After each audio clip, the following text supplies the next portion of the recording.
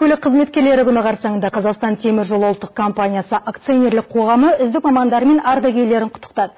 Компания қызметкерлерінің қажырлы еңбегін елеп ескеріп, уақытында бағалап отырады. Биылда айтулы мерекеге орай наградалар мен құрметті атақтар берілді. Экономиканың күре тамыры атанған шойын жол мен темір жолшылардың төл мерекесі туралы тілші материалында. Еліміздің көлік саласының көшбасшы саналатын Қазақстан темір жолы компаниясының 160 мыңнан астам қызметкері бар. Басым көпшілігі өңір-өңірде темір жол саласының өркендеуіне үлес қосып жүргендер. Ел даму жолында күш-жігерін аямай еңбек етіп жүрген олардың бірсыпырасына бүгін құрметті темір жолшы атағы берілді. Компания президенті Асқар Мамин сахна төрінен әріптестерін төл мерекесімен құттықтап, наградаларды өз қолымен табыстады. Қызығы да, әрі қиындығы да бар. Ол қиындықтардың бәрін жеңе білдік.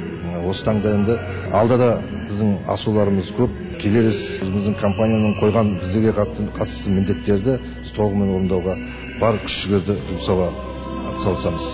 Жиын барысында компания басшысы алғашқы жартыжылдықтың қорытындыларын жариялады. Темір жол саласының дамуы жайлы дәйекті мысалдар келтірді.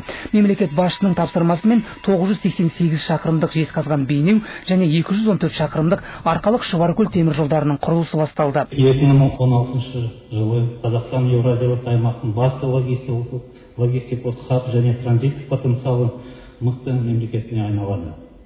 Экономиканың экспорттық әлеуеті ішкі қажеттілігінің толығымен қолданылады. Халықтың мобильдігі артады. Қазақстан темір жолы бірқатар көрсеткіштер бойынша ТМД елдер арасында көш бастап тұр.